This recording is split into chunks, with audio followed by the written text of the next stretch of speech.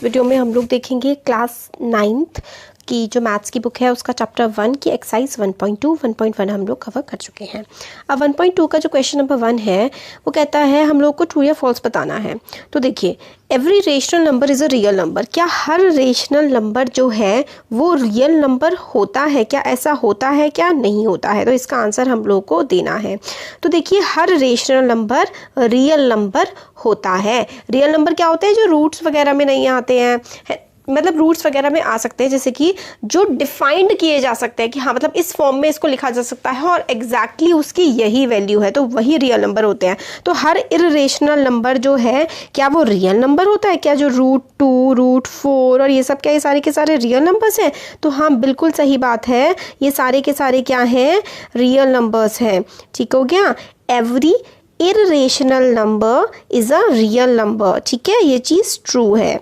Next point है every point on the number line is of the form √m where m is a natural number. क्या number line जो है उसमें हर चीज़ जो है वो √m की फॉर्म की है?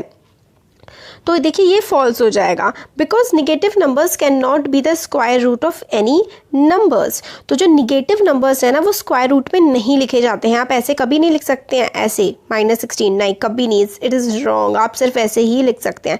तो निगेटिव नंबर्स जो है ना वो रूट की फॉर्म में नहीं लिखे जा सकते हैं, तो इसलिए ये वाला जो है फॉल्स हो गया, क्योंकि इसमें बोला गया every point of the number line is in the form of √m। तो एवरी जो पॉइंट है वो √m की फॉर्म में नहीं लिखा जा सकता है, क्योंकि नंबर लाइन में निगेटिव नंबर्स भी होते हैं।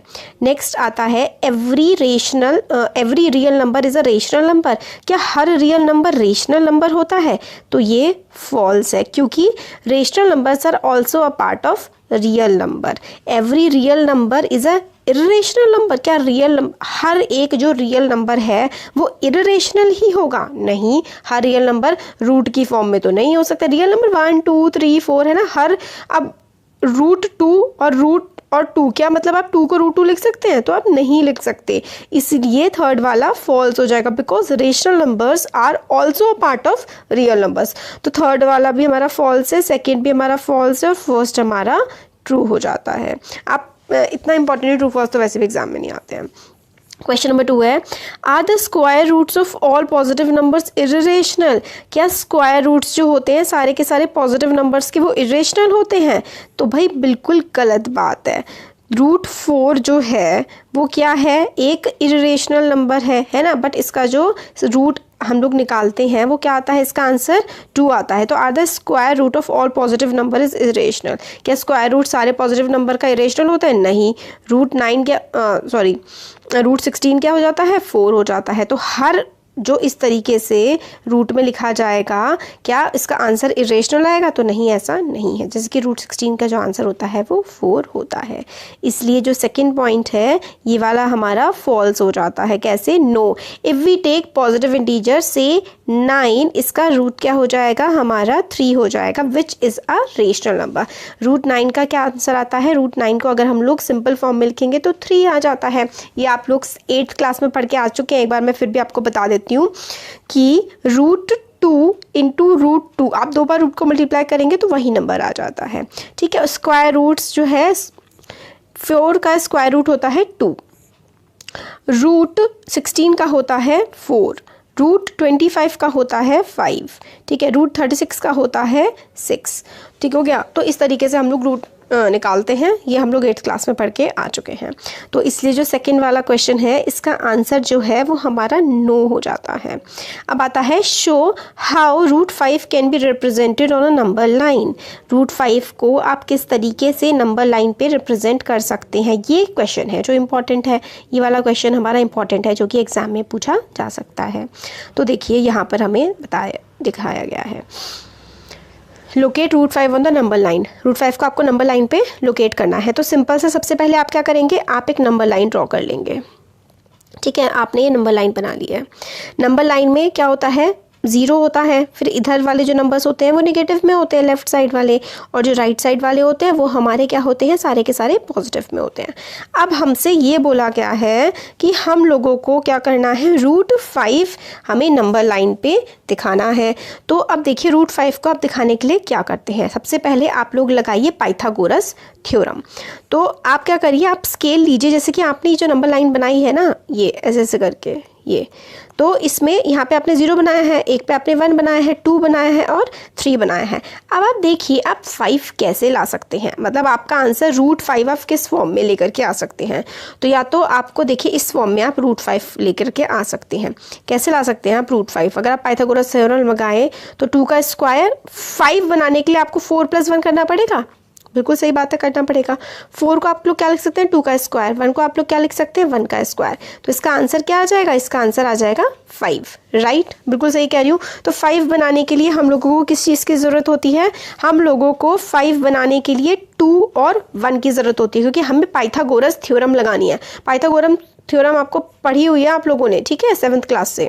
पाइथागोरस थ्योरम जो है, अगर एक ट्राइंगल होता है ना, इस ट्राइंगल की वैल्यू सपोज करिए ABC है, तो ये वाला जो ऐसे ऐसे टेढ़ा टेढ़ा वाला होता है ना, इसको हम लोग हाइपोटेन्यूज कहते हैं, और जो सीधा खड़ा होता है इसको हम लोग परपेंडिकुलर कहते हैं, और ये जो ऐसे ऐसे यहाँ पर होता है ना, इसको हम लोग बेस कहते हैं। अगर आपने नहीं पढ़ा है तो आप यहाँ पर सीख लीजिए, 10th में भी बहुत काम आएगा और आगे के चैप्टर्स में भी बहुत काम आने वाला है। तो अगर कोई ट्राइंगल राइट ट्राइंगल है, राइट ट्राइंगल का मतलब है कि इसका जो एक एंगल है वो 90 डिग्री है, राइट एंगल ट्राइंगल है ये, तो सीधा खड़ा हुआ भाग पर परपेंडिकुलर, और टेढ़ा वाला भाग हमारा जो है हाइपोटेन्यूज, और नीचे वाला हमारा बेस होता है।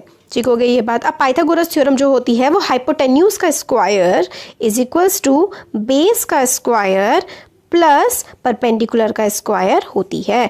तो अब देखिए हम लोगों को √5 बनाना है। अब हम लोगों को ध्यान रखना है कि हम लोग को हाइपोटेन्यूज का स्क्वायर, परपेंडिकुलर का स्क्वायर प्लस बेस का स्क्वायर लगाना है। तो अब हमें ऐसा कुछ करना है कि हमारा परपेंडिकुलर, अगर हमें हाइपोटेन्यूज √5 लानी है तो परपेंडिकुलर बेस हमें क्या बना सकते हैं हम लोग, परपेंडिकुलर बेस या तो हमें 2 और 1 की फॉर्म में हमें लेकर के आना होगा, क्योंकि 2 का स्क्वायर और 1 का स्क्वायर, 2 का स्क्वायर इज़ 4 और प्लस 1 का स्क्वायर इज़ 1, तो √5 हमारा बन जाएगा। तो हमें 2 और 1 की फॉर्म में चीज़ को लिखना है, तो आपको साइड में सबसे पहले ये चीज़ सॉल्व करनी है, उसके बाद ही आप नंबर लाइन ड्रॉ कर सकते हैं। तो यहाँ पे हम लोगों ने 2 और 1 की फॉर्म में हमें लेना था। अब ये बात हमें समझ में आ गई। तो हम लोगों ने नंबर लाइन ड्रॉ करी, उस पर हमने ये नेगेटिव, ये 0, ये 1, ये 2 और ये 3, ठीक हो गया। अब हमें ये बात एक चीज़ समझ में ये आई थी वो ये थी कि हम लोगों को जो बेस लेना है वो हम लोगों को 2 और 1 के आसपास लेना है, राइट, ये चीज़ हम लोगों ने समझ ली थी। तो अब आप क्या करेंगे कि एक लाइन बनाएंगे 1 सेंटीमीटर की, ठीक है, 1 सेंटीमीटर की जो है लाइन आप लोग बनाएंगे 2 पर, ठीक है। और वो जो 1 सेंटीमीटर की लाइन आप लोगों ने बनाई है ना, उससे सीधे इस तरीके से ये आपको कंपास और स्केल से करना है। आप कंपास में पेंसिल डालिए और स्केल से पहले वाली लाइन बनाइए, फिर उसके बाद जो 2 ये वाला इनका जो डिफरेंस है ये सब कुछ बराबर होना चाहिए, ठीक है।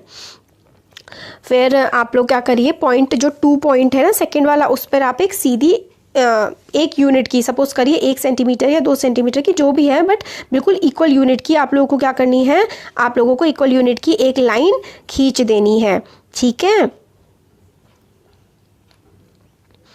फिर उसके बाद आप लोगों ने क्या करना है, सबसे पहले आपने इतना काम कर दिया, तो फिर आप लोग क्या करेंगे, आप लोग ऐसे करके या आपने इस तरह से लाइन खींच दी, फिर आप इसको यहाँ से जोड़ देंगे।